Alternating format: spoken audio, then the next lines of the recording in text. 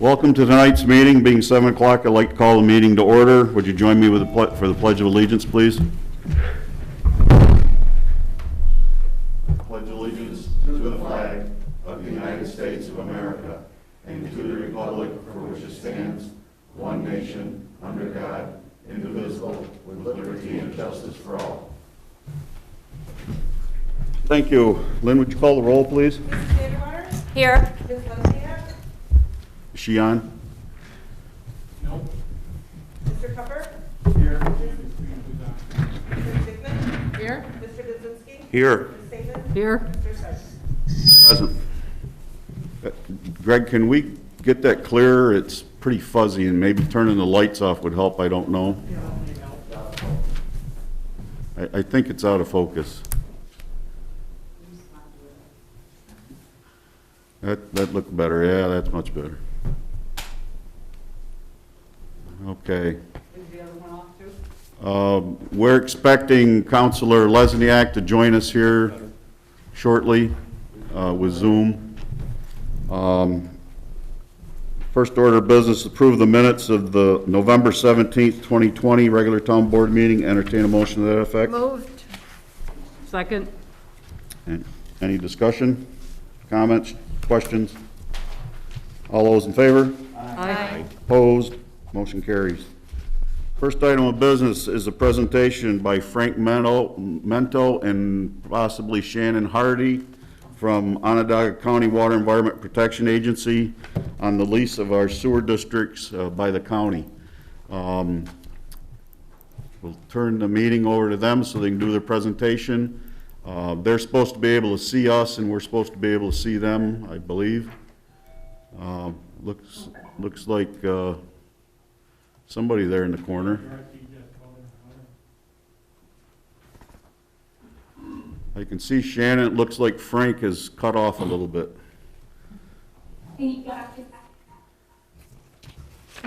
Screen disabled. And there's Darcy. Darcy, can you hear us? Darcy, can you hear us?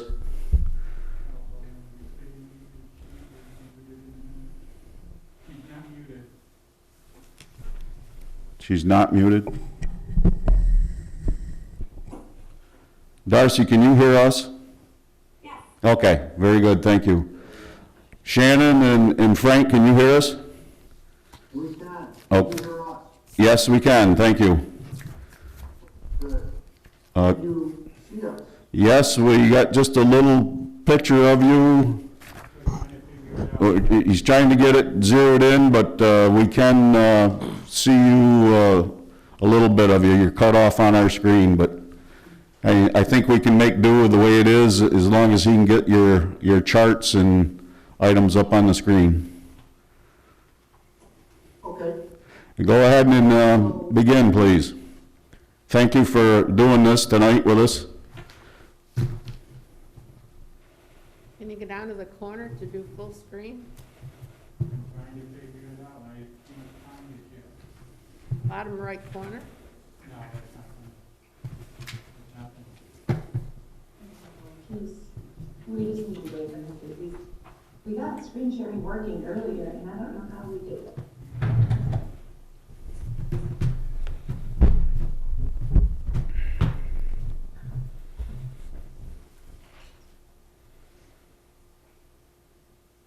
Bear with us 1 minute, please.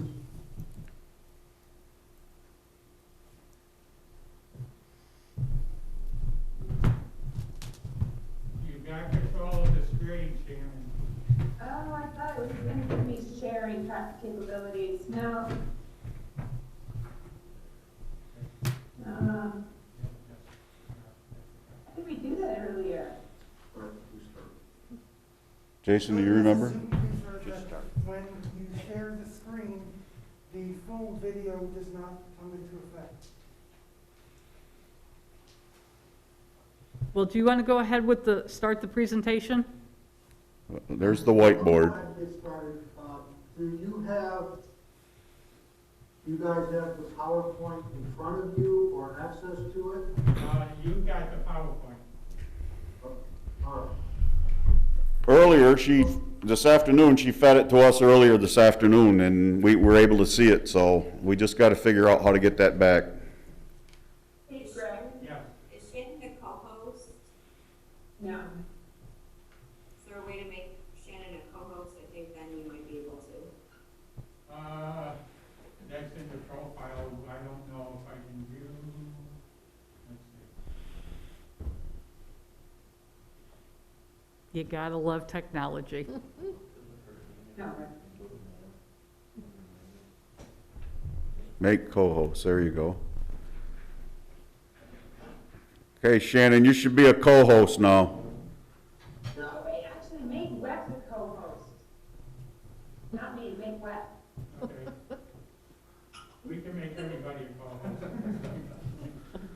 Perfect. Doris, you would like to be a co-host? All right, I'm on it.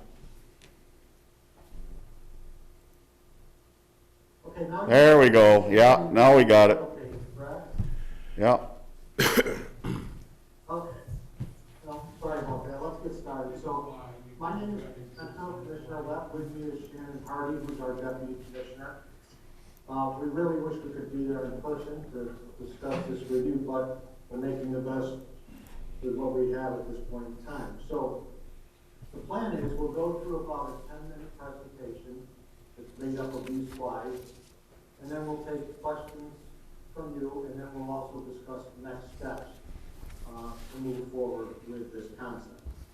So this is about Onondaga County and sewer consolidation, and really what we want to talk about is the high-level strategy and the benefits behind uniting our system with the local system. That's the first priority of the presentation. The second one is to get a little more granular with you and your town and what this will mean for you, not only in your assets, but in the unit charge, which will be passed on to your constituents in the future. So I want to say that this is really being advanced as an economic development strategy, an asset renewal strategy, and a regulatory compliance strategy. Those three legs of the stool make up the main objective as to why this is being promoted. And I should mention as a side note, you are the second service area that we are now coming to. The first one was Meadowbrook Limestone. Most of the leases were approved there, and now this is phase 2, involving the Baldwinsville Seneca Knolls service area, which you and other towns and villages are part of. So next slide, please.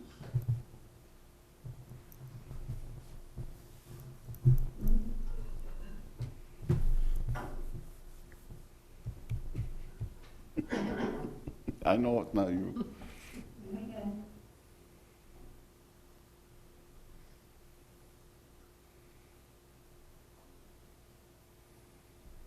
Okay, just as an overview, this is the Consolidated Sanitary District as it was established back in the 70s. You'll see the different colors there. They represent different service areas.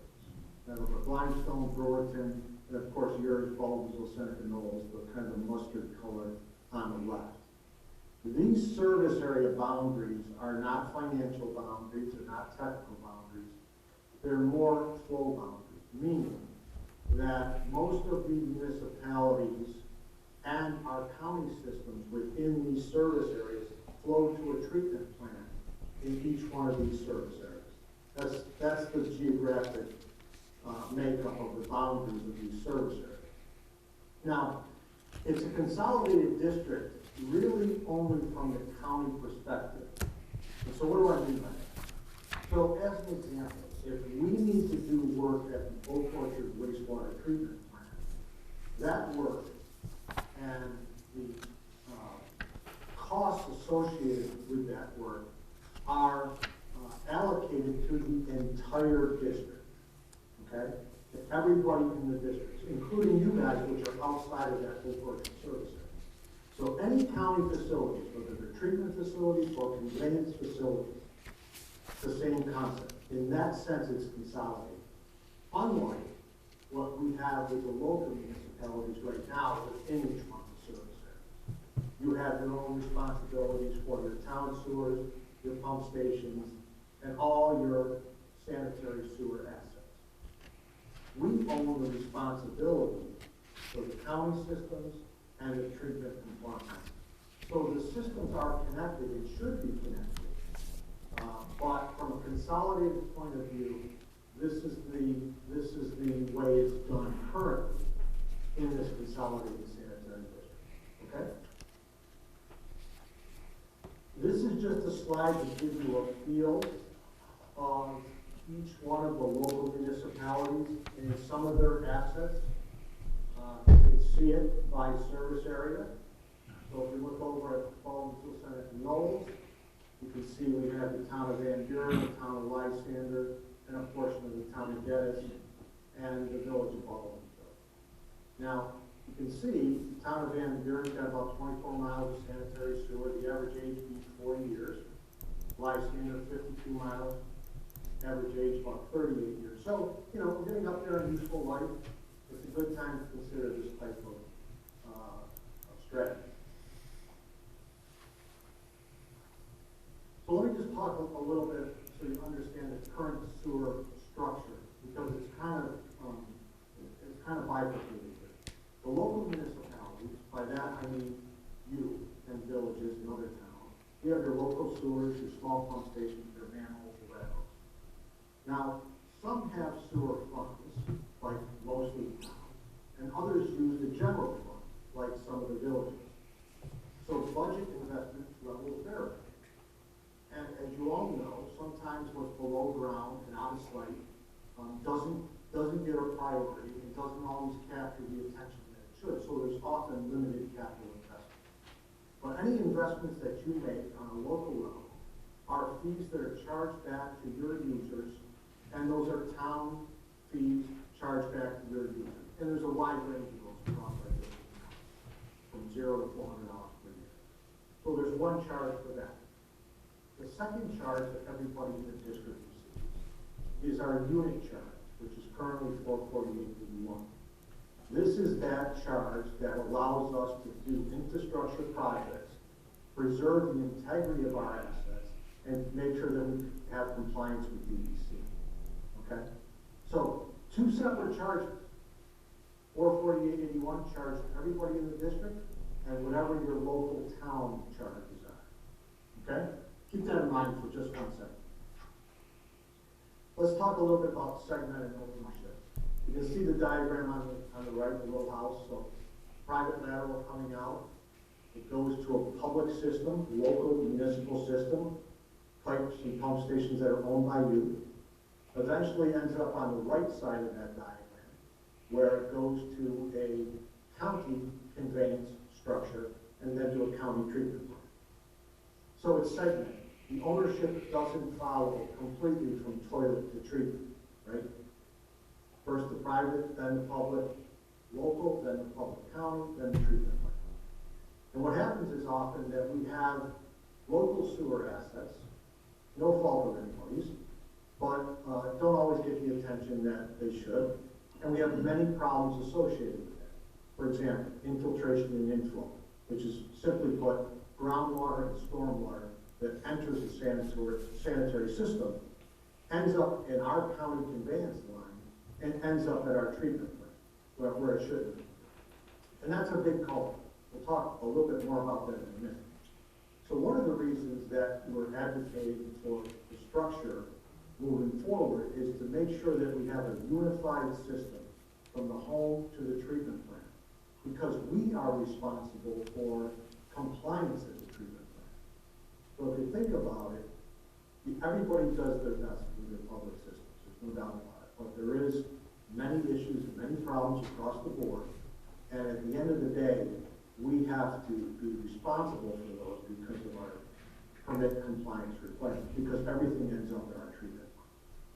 So it does make sense in that, at that level, to say, why don't we unify the entire system and make it the responsibility of the party that has the permit responsibility? Okay? So one of the culprits, as I mentioned, is infiltration and inflow. There's an economic impact to that. There is a regulatory impact to that, and there's a capacity impact to that. Now, I won't go through this in detail, but you can see it is a significant cost, a significant burden, and a significant obligation for us to make sure that we maintain good pipes and good tight systems so that I&I doesn't enter the system and create havoc at the treatment. And you say, oh, why does that matter? Well, if we're treating stormwater and groundwater in a sanitary system, that puts extra pressure on our treatment plant assets, it reduces our capacity to treat what we should treat, and it costs us a whole lot more energy. So it's a triple loss if we don't control I&I. So with that as kind of the background, we're thinking that action is needed now. We have two choices. We can do nothing, which is certainly an option, okay? If we do nothing, and we maintain the segmented ownership that we have now, the I&I could potentially get worse. Regulatory penalties and pressures as a result of that and other conditions of the local systems put pressure on us and are costly. Local municipalities, we all admit in this day and age, have limited resources, not only to deal with the infrastructure, but to manage it. WEP is forced to spend millions of dollars to supersize the facilities to account for things like I&I. And I want to refer back to this diagram. It's the same diagram you saw before, except on the right side, our conveyance structure, whether it's a force main or a pipe, you see how big that arrow is. That's supersized. Look at the size of that plant. That's intended to be supersized. Why? Because we're not dealing with some of the issues. This meeting is being recorded. On the local side. So we're forced, if we do nothing, to supersize the treatment plant. And that's a very, very expensive proposition that everybody within the consolidated district will bear. So this presents the opportunity now to look at consolidation. We put all operational maintenance and capital investment under WEP. That's what we do fairly well. The community will stand to benefit from an efficiency and economy of scale and unified ownership, again, from toilet to treatment. Financing falls under one jurisdiction, which allows us to compete effectively for grants, which we are very strong and looking at every day. And most importantly, consolidation puts all costs into a single unit charge. So remember that other chart I showed you? We have a town charge and then a county charge. Everything will now be one charge, the unit charge for the local municipalities that are consolidated. Single sewer unit charge. It's very clear, it's very compelling, and most of the constituency understands that because they are being charged that. So we think consolidation is the best solution for all these reasons. There's an economy of scale, the county's relieved of immense regulatory pressures, which really translates back to you if we have these pressures. And we're, most importantly, as I mentioned, we're relieved of the need for expensive plant upgrades because of local systems that Northern municipalities. I'm now going to turn it over to Shannon, who will talk a little bit more granular and specific about your assets and what this means from your perspective. Okay? So I just wanted to start because not every town board member probably has intimate knowledge of exactly where are the sewers in the town of Van Buren. Because the town of Van Buren is a really big town, but it's really only the northeast edge along the river that actually has public sewers in it. So that's what you're seeing in here in this figure. This is actually data taken directly from our asset management system. We have all of your assets already mapped, located, and we maintain all sorts of information about those assets. And as you can see in the table, as Frank mentioned, you've got about 24 miles of sewer. To kind of give you some perspective of that, in terms of something maybe the town board is very familiar with, you have about 44 miles of roads. So, you know, pretty sizable amount of pipes under the ground, considering the fact that they only exist in a small area of the town. The good news about your system, as Frank mentioned at the second and third slide, is your system is actually relatively new compared to other systems. It's only about 40% or older or newer. It's mostly PVC, or it's clay tile pipes that have already been lined. And that's why you're attractive for this phase of consolidation for us. We targeted Meadowbrook limestone because we already had problems there that we needed to get in and get going. Your system, we want to continue. We know from the business models that consolidation makes good business sense for everyone in the consolidated sanitary district. So we want to keep it moving, even though we are in fiscal constraints. What that means for you folks is your smaller, newer system needs to come on board. We want to bring you in now.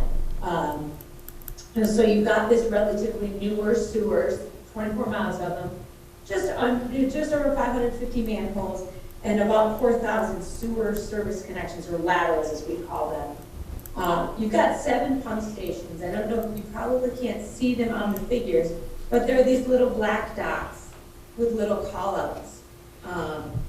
There's one up here at the River Mall, there's one here in Marion Meadows, Village Green, Exit 39, Interstate 1, Interstate 2, and then Timber Hills. They're actually in pretty good shape as well. The average age of them is actually 20 years old, and that's due in large part to some investments and rebuilds that the town has committed to over the years. And really, in terms of capital needs, there's only 4 of them that really need some control upgrades at this point. When we start looking at what is our capital investment needs if we take you over, that's where we stand with things. You've got about another 1.8 miles of force mains, and that's these little red lines coming out of the pump stations. So what are we talking about? When we talk about taking over your system, the biggest thing that we're looking at and that we see as the benefit is meeting your O&M requirements. We do a lot of work for you now under our annual sewer maintenance agreements.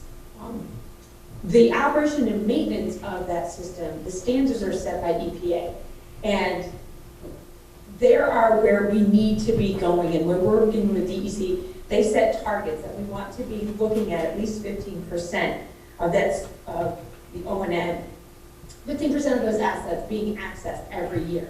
So what's that mean on that sewer mains that we talked about? That means 3.5 miles per year. We need to be going out and jetting them, cleaning them, and running a camera down there and looking at them and seeing what kind of condition they're in.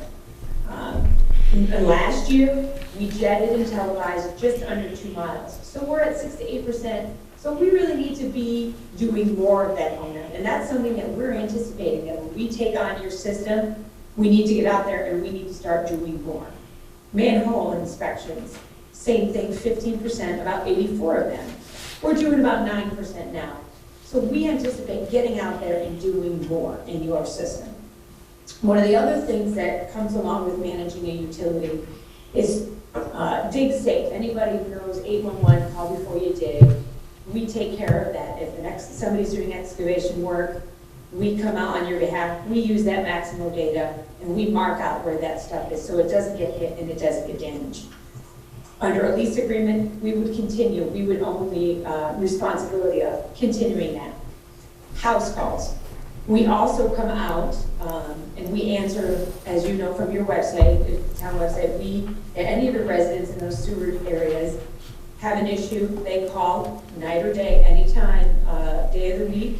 We come out and we check out their lateral and we try and restore sewer service so long as it's on the public side. Now, interesting facts about the nature of those.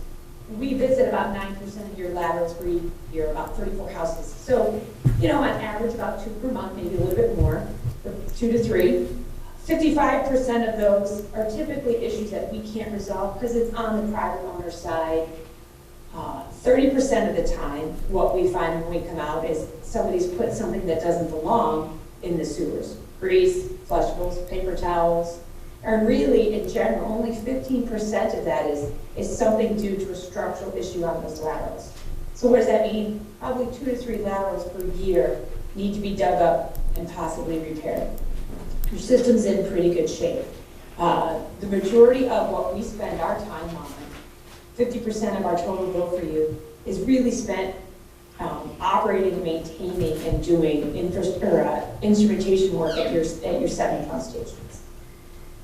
So one of the things that we talk a lot about now is the current sewer rates that the county charges under our sewer service agreements.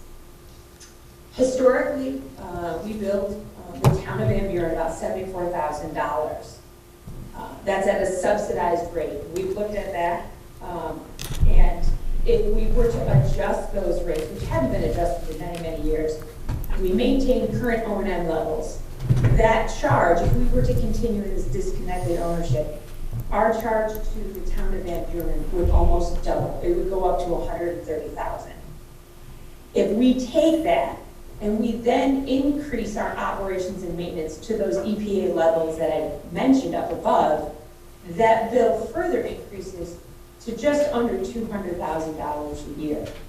So we start looking at what does that mean if we continue disconnected ownership, right? So we go from billing $74,000 almost up to $200,000. So what you're seeing in this slide is what does this mean for your town residents? And so you're going to see under each year 2 options: the do nothing, which is the combination of the dark blue and the red, or the light blue, which is consolidation.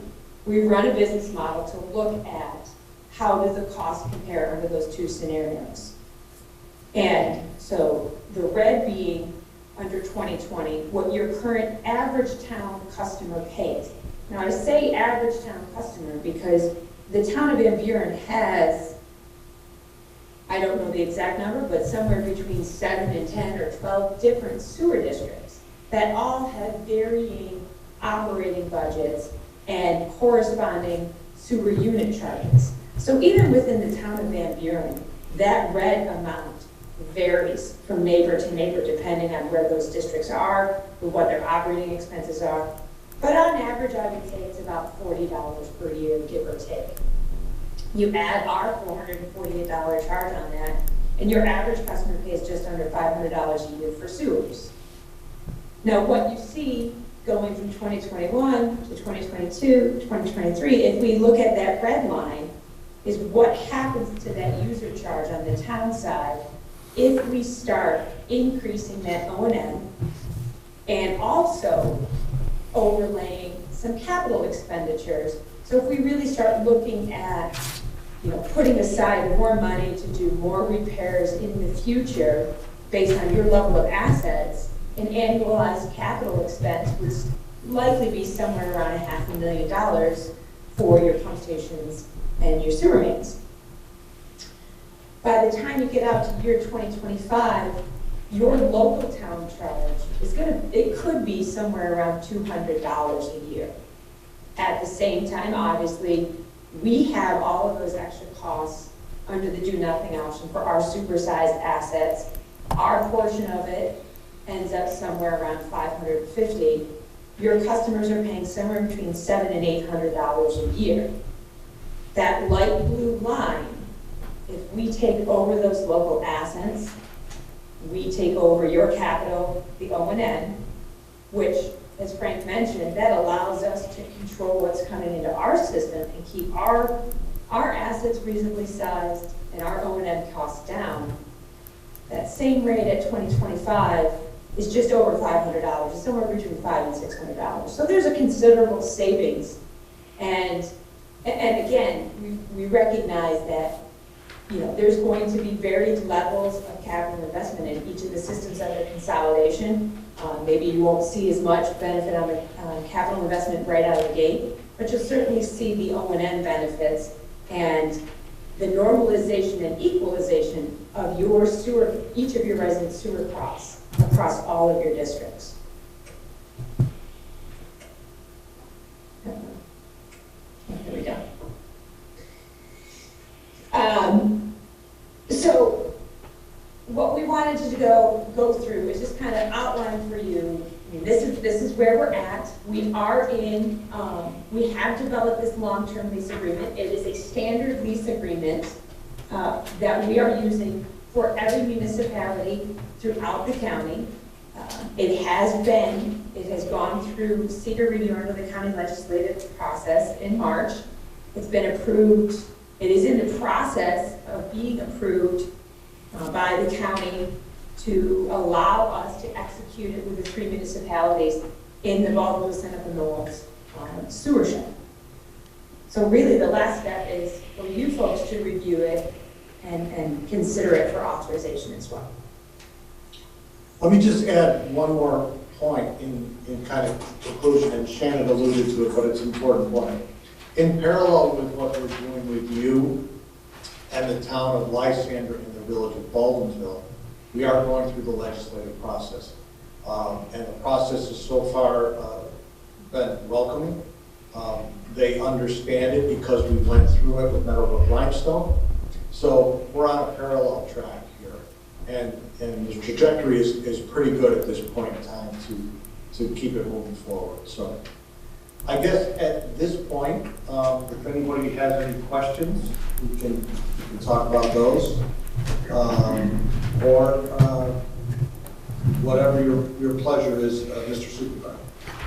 Okay, anyone on the board have any questions for Shannon or Frank? I have a couple. Speak into the... I'm wondering what you're doing to, well, eliminate would be a wistful word, I guess, but to cut down on the I&I. Do you do smoke tests or to find out, you know, places that are hooked up that shouldn't be, whether it be their laundry or? Yeah. So I will say, so we have, over the years, have done several what we call them sanitary sewer evaluation studies in each of those 6 service areas that Frank talked about. And those studies actually went out and did smoke testing. We do a lot of televising, so even just running robotic cameras down through the sewers and actually visualizing it and seeing it. We also have anywhere between 30 to 40 meters, flow meters installed in various locations in different areas that we target where we suspect there's a problem. We're metering it to look at, to see and quantify the extent of the problem. So it's a combination of tools that we use to find it and then develop a plan to get rid of it. And we would apply those same tools and resources and approach in a programmatic way to your local system as well.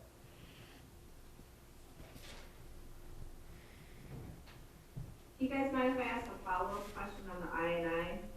Yep. No, don't mind. Go ahead.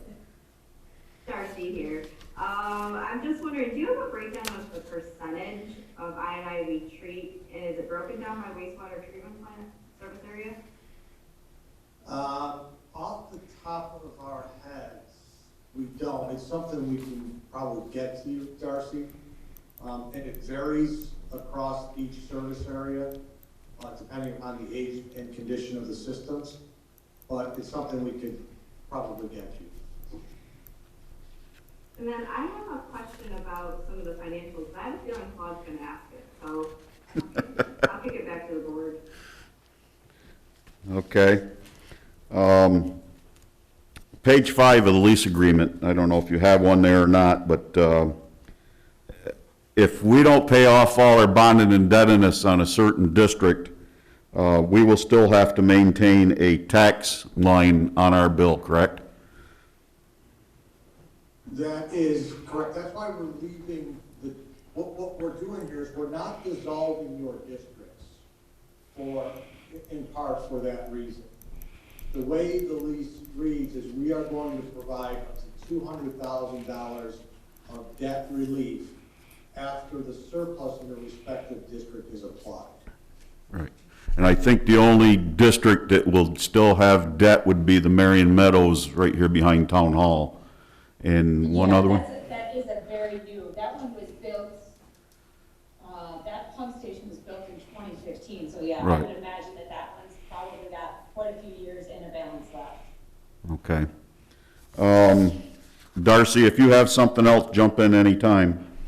That actually, I'll follow up right there, because it was on the surplus. So does the surplus and the district have to stay within a district? Yes, it does, Darcy. I was gonna say, your comptroller, I think the revenues stayed with the district where they were, That's what I thought. So then the 200,000, though, we can apply wherever we want amongst the district? correct. Yes, after the surplus is applied within that specified district. Okay, all right, that was my question. Thanks. And if there's a fund balance left, we have to distribute that back to the people within the district, correct, Greg? Yes, you would distribute it back to the people in the district, and this becomes a legal question. We may have to get approval from the state legislature to do that distribution. Okay. I don't know if you've gone through that or not over in the east side of the city or not already, and you know the answer to that, Frank or Shannon? If we need state approval to allow us to reimburse the people within the district of any funds that are left over. We haven't encountered that yet in Meadowbrook Limestone. It's more of a legal question, but we're making a list here of follow-up questions to Okay. get back to you on. I would like to know the timeline on that too. Could we leave it in a district, and is there like a year, I mean, because we're not dissolving the district? You know, just in case something came up, I don't know. I don't see why it couldn't. Yeah, I don't think, I mean, that's entirely a town, that's a local decision, I think that would have to be made, and it's really not for us to, I can try. Where you're consolidating districts and parts of towns, would we be part of Lysander and the village of Baldwinsville and even beyond that? What I'm thinking is that knowing the village of Baldwinsville obviously is quite a bit older than many of the sewer systems, especially in our housing developments here in Van Buren, are we basically going to be paying to upgrade their very old systems when we have newer systems? So you're spreading the cost, in other words. Do that already, Pat. Yeah. I mean, technically. Yep. Go ahead. Got it, Shannon. Yeah, that's exactly right. And so when we talk about consolidation, we're talking about bringing all of the towns and villages under the umbrella of one entity so that the base by which costs are spread gets bigger. So it's not really subsidizing the other local municipalities as it is reconciling the fact that across the board, age and condition varies, and the unit rate is going to go up as a result of that. The issue is the unit rate going to go up faster under consolidation or maintaining it as it is now?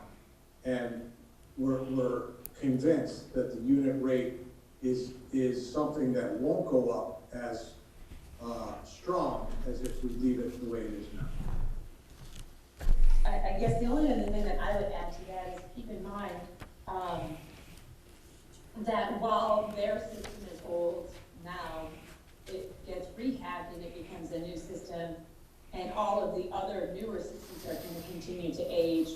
And, you know, as well as there's different types of systems. Theirs is a predominantly gravity system that is just manholes and mains and laterals. They don't have a lot of pump stations that need power and controls and pumps that are replaced every 5 to 10 years. So, you know, every system is different and unique in its age and its condition. And, you know, from our perspective, the reason why we're reluctant to assign percentages of I&I to different systems is because that number is ever evolving as those systems are continuing to change in their age and their conditions, so. Yeah. Does that make sense to? Yeah, I who- mean, that, who- Yeah. in that direction. Yeah. Yeah, these things don't get better with age, we all know that, so. Yeah, and you know. Wine. That's true. Page 7 of the agreement, section 3.2E, talks about the tenant and the landlord shall have received opinion from bond counsel. My question is, who pays for the bond counsel review? You know, I'll have to check with Ben to see how the other municipalities handle this. We'll have to get back to you. Okay, that's fine. Because that paragraph says delete if NA not applicable, I believe, so I don't know. So, yeah, get back to us on that. Okay. And the big one, page 8, section 4.1.2, by virtue of this lease, the landlord designates the tenant and tenant acquires, succeeds, and assumes the exclusive right, responsibility, and authority to operate, control, maintain, inspect, and plan. This is the question that was raised at the supervisors' meetings. You know, the old story is, he who controls the sewer controls development. And I know you can't speak for future administrations, and we talked to Ryan about this, if there could be some type of clause put in there that the towns could have some input as far as the development, you know. And Ryan says, well, why should he want to stifle development? Well, he may not, but the next county executive might. You can't tell what's going to happen in the future. So that's where I think some of the other towns are probably going to get the same question. Yeah, no, Claude, that's a great point. Let me say it this way in the most simple form. The town of Van Buren, as is any town that chooses to consolidate, will continue to have all protocols on development that you have right now. I mean, as it stands, we have to give approval right now for your developments. That's not going to change. Right. The purpose behind consolidation is not to step on development in any way, shape, or form. That will rest and continue to rest with you. Right. We have to weigh in, just like we do now, Mhm. when you have a. I asked that question for the edification of the board here too, because they may not all understand that. You currently do, when the planning board submits to the county planning, that's part of the review that WEP does, that you have the capacity and the means to take it on, so. So nothing will change from that point of view. You still retain all rights on development, and you still have to run it by us, just like you do now, if you consolidate, just to make sure that we have the appropriate capacity. Okay. And other issues. And I guess the one thing that I would add to that is, you know, I think we looked to Aqua and to make sure that what we were doing was something in similar fashion to the way that they operate in terms of system expansions, new connections, and that's really what this is. We didn't want to change anything. So we are simply a utility that is now, we bear the responsibility of ensuring there's capacity from the lateral all the way to the point that it gets us where now we check when you make a connection that there's capacity within our portion. Now we extend that responsibility for capacity evaluation into your local system that we're now leasing. So really, in effect, it passed the burden of maintaining capacity onto us, so that we can review it. If there's expansions needed, we take care of it. That's really what's being passed on to us. Right. Your planning board and your development agencies or boards will still have the same opportunities and rights that they maintain right now. Yeah, because we're going to have quite a large development probably coming online here in later 2021, and it's going to require a new sewer district. So you've just answered the question. The planning board will just do their regular business and pass that through to county planning. In your offices will look at that and review it, and I know that this development is built into the overall Baldwinsville Seneca Knolls plan from the 70s, so it shouldn't be a problem. Yeah. The one thing that I will add to that, though, that we are still working through the nitty-gritty details of is how that plan review works, in terms of, you know, I think the subdivision plan, like actually looking at those engineering plans, there may be some minor changes in our engineer reviewing it, but really, it's still the planning board that's driving it. They're sending it to us. We're gonna review it. We're gonna kick it back to you. We'll coordinate with your engineer. Very similar to what we do. Mm-hmm. Arguably, with the investments that we make, especially in the village of Baldwinsville, we remove I&I will free up capacity, which will allow you at WEP to allow us to develop a little bit more freely. So, I mean, Exactly the point, yep. I know what Baldwinsville system is, believe me. I lived with it, so. Page 9, section 5.4.1, this is the permission to utilize our streets, highways, alleys, and easements. Our highway superintendent stepped out, but we may want to see some additional language there regarding unforeseen problems with the road or asphalt or concrete in the right-of-way areas after a repair is affected. Not that your contractors always do the best job, but we'd like make sure that these things are taken care of for the motoring public. You know, if settlement should occur or something, Understood, Claude, good point.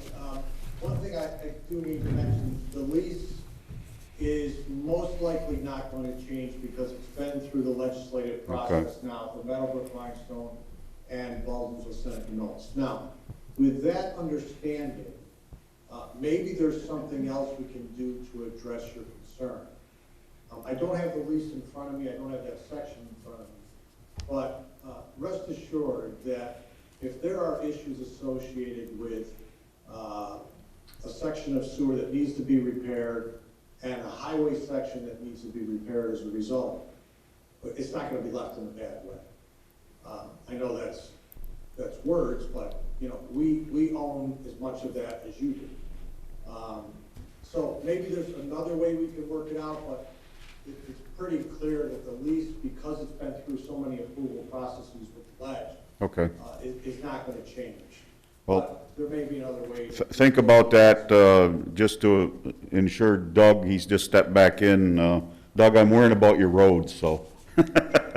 Having lived with those also in previous life, so if we can think about some additional way we might be able to ensure that those repairs after a year or so or some, you know, can be taken care of without us having to drive over to the offices and hunt somebody down, that would be great.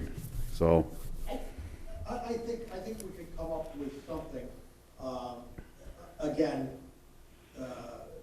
to go back and change the lease is probably not going to happen. But there are, you know, maybe we look at.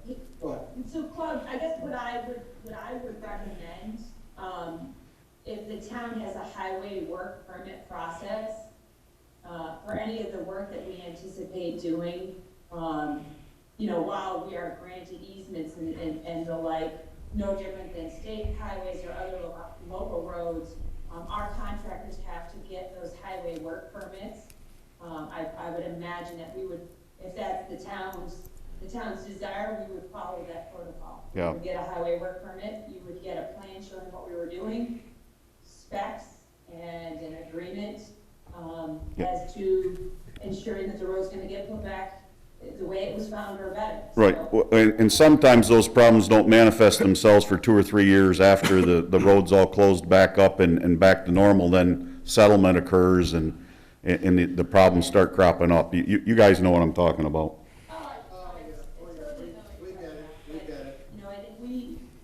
if there's a permit process, at least within a year, it allows you to go back on it.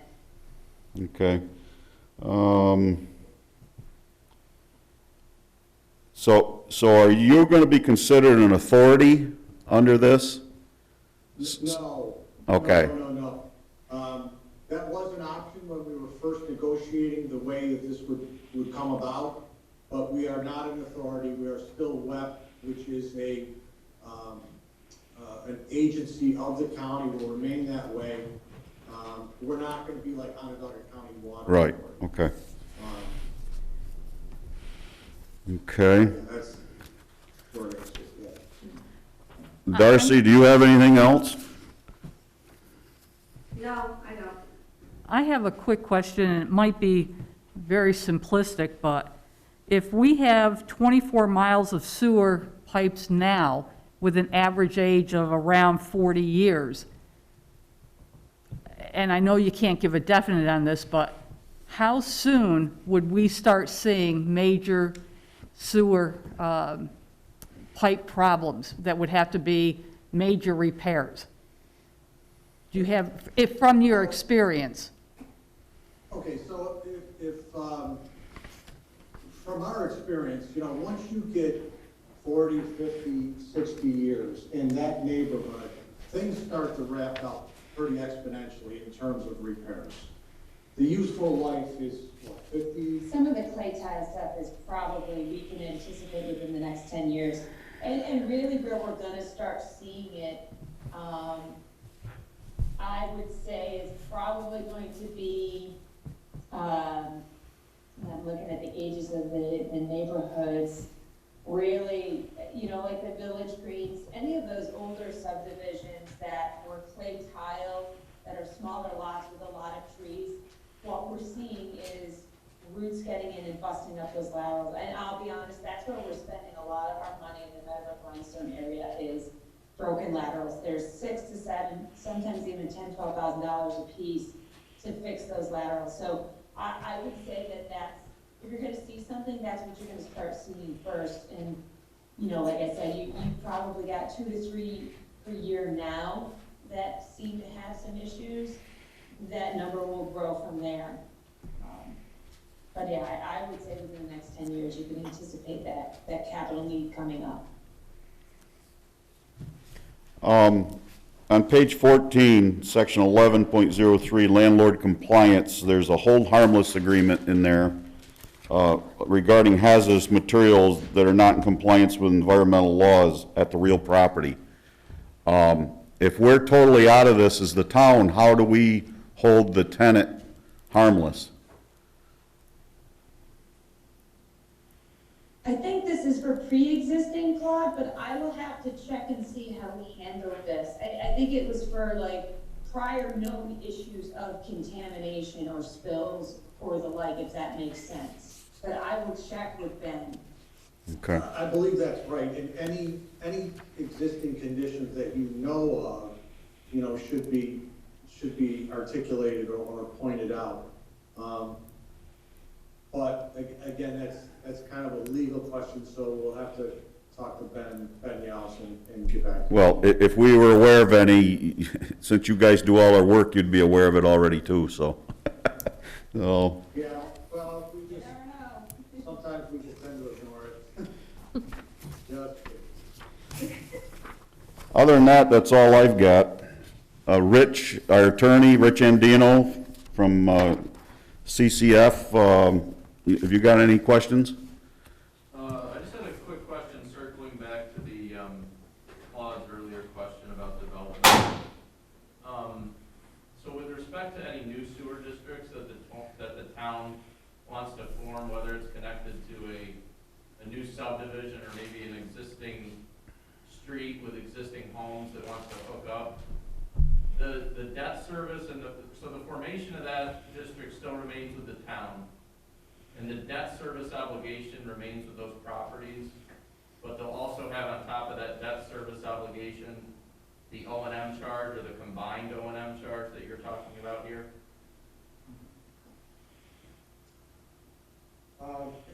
No.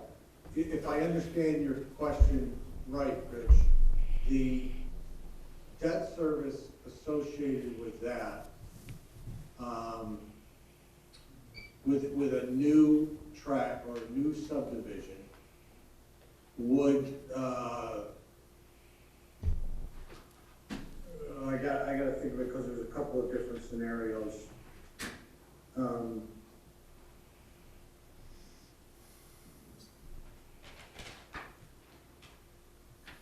I guess I gotta think that through more. I believe that it all rolls up under the unit charge.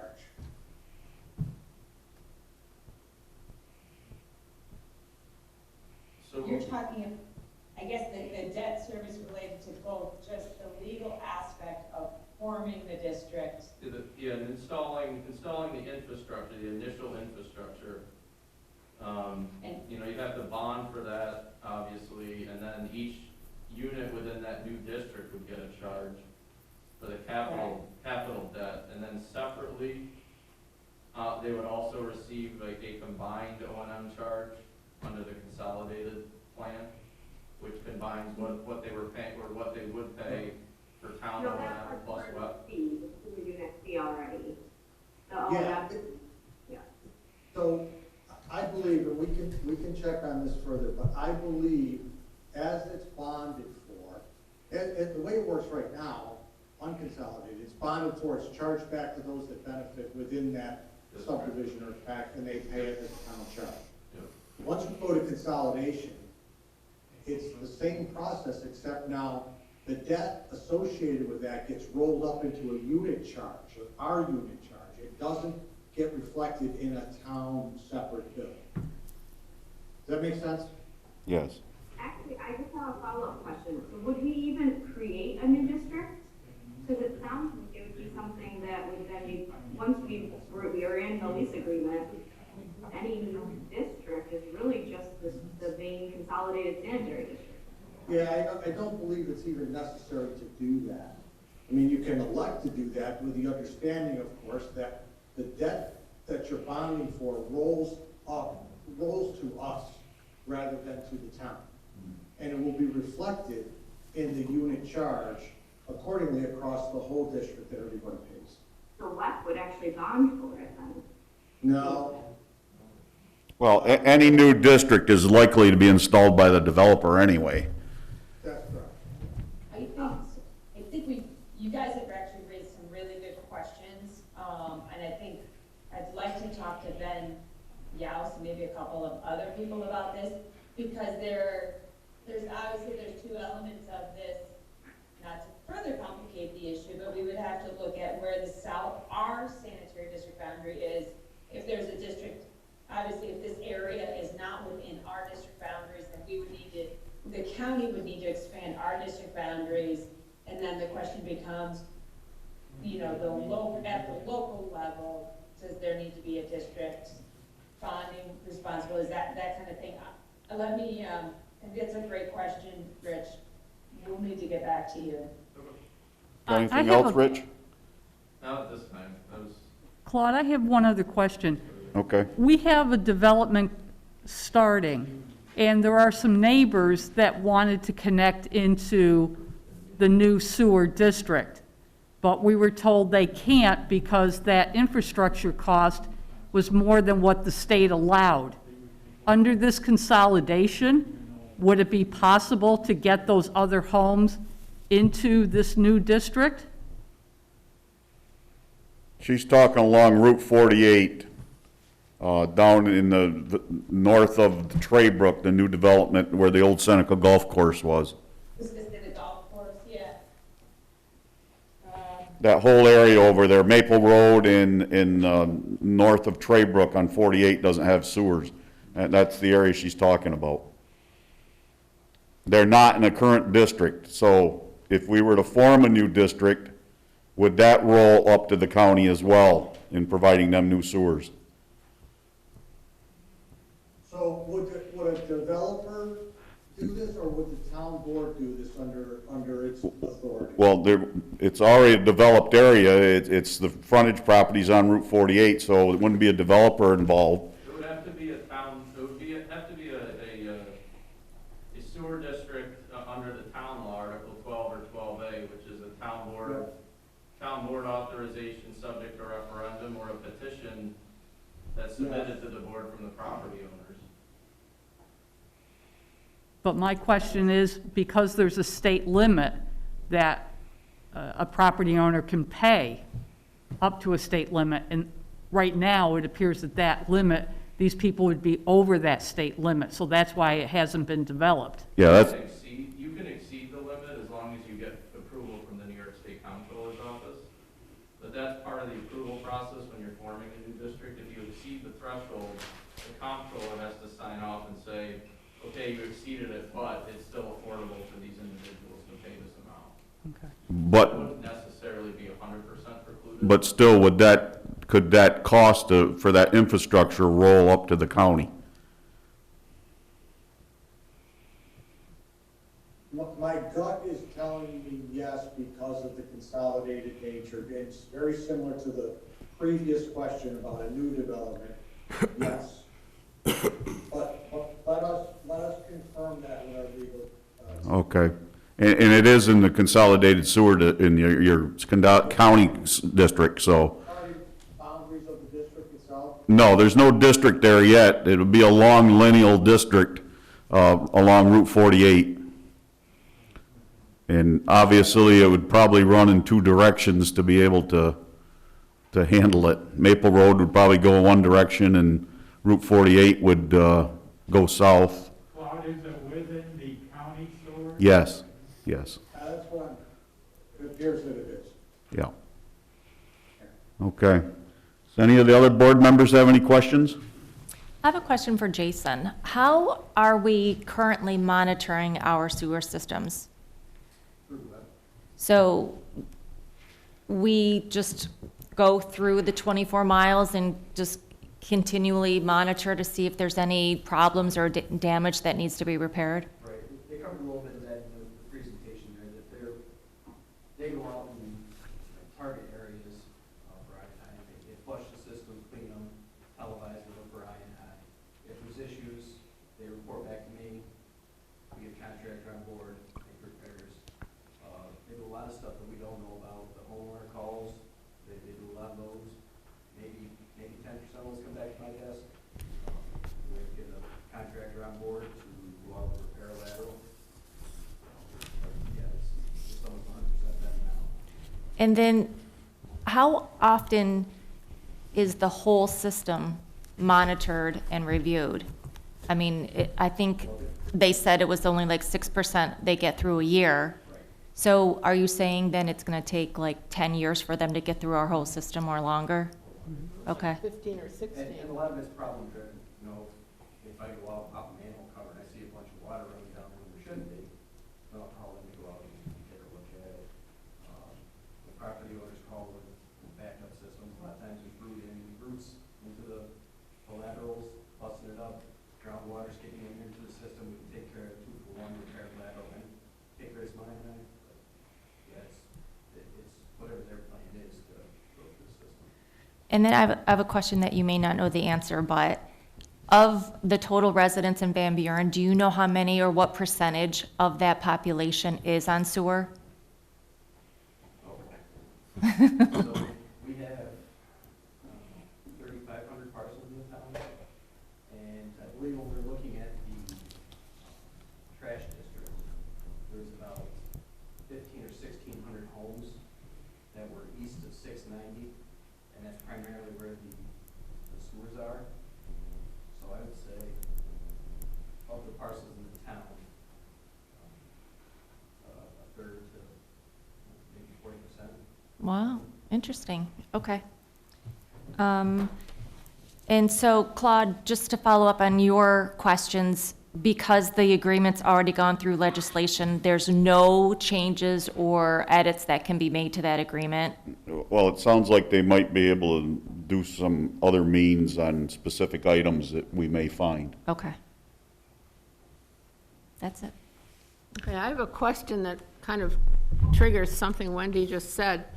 When you do look at a map of the town of Van Buren, I'm looking at one back on the wall, the development here is all pretty much northeast of 690, pretty much east of 690. It's quite dense, more coming down the pipeline.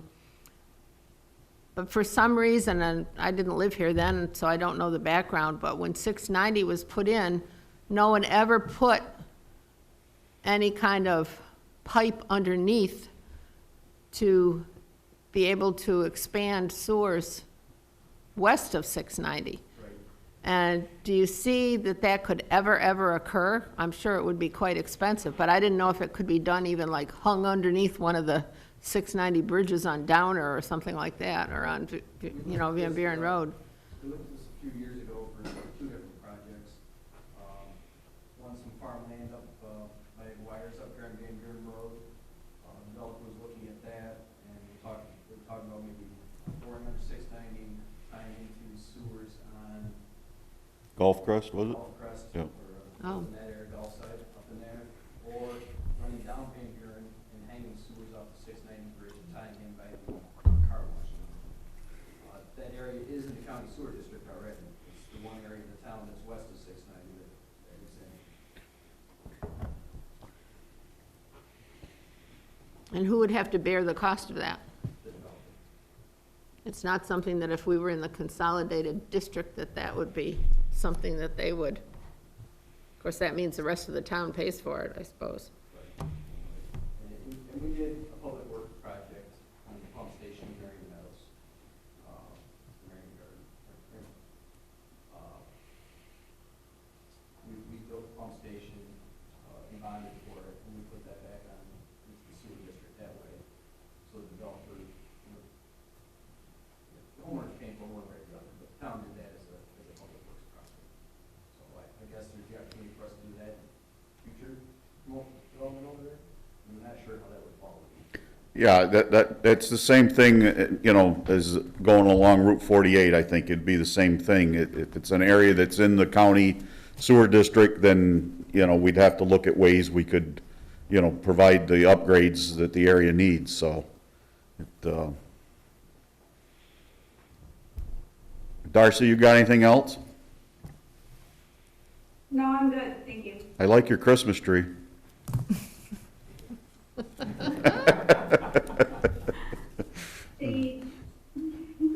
Anyone else on the board got any other questions?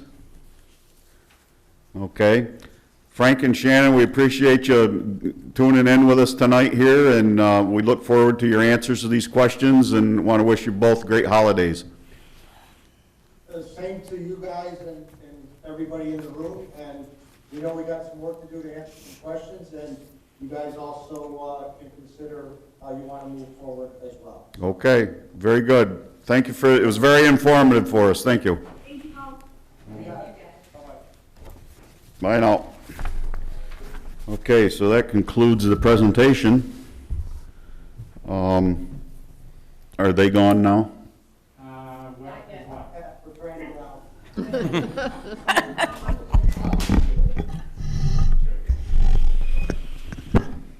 I don't think they want to listen to us here. Okay, item number 2 is the budget transfers per the comptroller's memo. Entertain a motion to do those budget modifications per his memo. Moved. Second? Discussion? As we get to the year end every year, we do get these every year. It's kind of a standard thing, and some of it is due to COVID. Some of the expenses obviously weren't budgeted for when we put the budget together in 2019. We didn't anticipate COVID, so it, you know, some of these are COVID expenses that they ran over, so they have to be transferred from other lines to make the accounts whole. So with that, any other discussion? No. You know, Claude, can I just add something? I'd like to draft a letter to Ryan's office and let him know what our COVID expenses were, so that it's something as he goes to the state and to the feds to make pitches for funding, and he can say, you know, towns were out this, that isn't gonna be FEMA reimbursed. You know, I just think it will help paint the picture of why local governments are gonna need some relief and some sort of future federal bill. So I know Greg already has this, you guys already have this together. If, you wouldn't mind sharing me a little breakdown in total, I'd like to put together a letter, share it with the group and see what you guys think. Sure. I think it's important for them to know what our expenses were for this, that we aren't going to be reimbursed for. Right. Well, it's like when Doug had the employee down there at the highway garage, he had to hire somebody to come in and fog, you know, and disinfect the place. I know the parks department, when it occurred up there, it was $1,100 to come in and fog the place, you know. And I'm not suggesting that I'm not asking the county to reimburse us. I'm just saying that to paint the greater picture, I think all towns and villages Right. should let the county, they're out. Right. Just a thought. Yeah, the camera you're coming across to on tonight was well required because of this, you know, and that's not gonna be reimbursed by FEMA. So, you know, laptops that were required so people could work remotely weren't covered. There's just a lot of expenses that weren't covered, so, anyway, yeah, that shouldn't be any problem, Darcy. Any other discussion on budget transfers? All those in favor? Aye. Opposed? Motion carries. I have a penciled in number 3, appointment of Morgan Campbell/Palmer to the position of part-time court clerk 1 at $13.16 per hour. This comes from both the judges recommending that they want to have this person hired. So I'd entertain a motion to that effect. Moved. Second. Discussion? The last one lasted 2 days and resigned, so I guess it, Christie, that we just appointed, is, yeah, she worked 2 days and resigned. Christy Reisinger, I think it was. I guess it was a lot more involved than she anticipated, so, okay. good luck, Morgan. She's been forewarned, so, any other discussion on that? All those in favor? Aye. Opposed? Motion carries. Council Committee reports and comments. MF? Nothing as far as committees, but I just wanted to let the greater Van Buren area know about a featured artist. Stacy Pope, who's a Van Buren resident, was one of the featured artists by the Genesee Valley Conservancy this summer. And if you want to see some of her work, you can go to GeneseeValleyConservancy.org/GV100. And Stacy's been very active in the local arts committee, so just a kudos to her. That's it. Okay.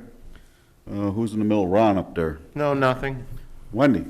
I just want to wish everyone a Merry Christmas and Happy New Year, and stay safe and continue to get through the rest of this year, hopefully healthy and happy. Better days are coming. Yep. Pat? Dittos to what Wendy said, and I think we're a little more than halfway, hopefully, through this, and glad that the vaccines are here, and I'm sure they'll be coming down the pike for everybody else after they get the nursing homes and the critical care people that have been putting in untold hours trying to care for everybody that has gotten sick. So we thank them and wish everybody a good holiday season. Thank you. Howard?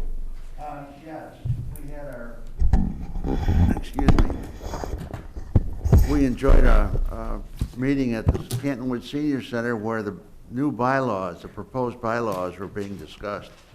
And it isn't over yet. They're still under discussion. Wendy will be taking over for me on the board to continue the good work that we've done to support them, and I wish them good luck. Good. And Merry Christmas. Darcy? I guess I'll add Happy Hanukkah, because we're on day 6 of Hanukkah. Okay, thank you. Okay, our highway superintendent, Doug. Just 3 quick things. Reminder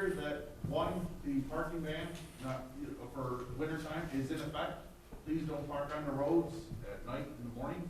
Helps us get around easier.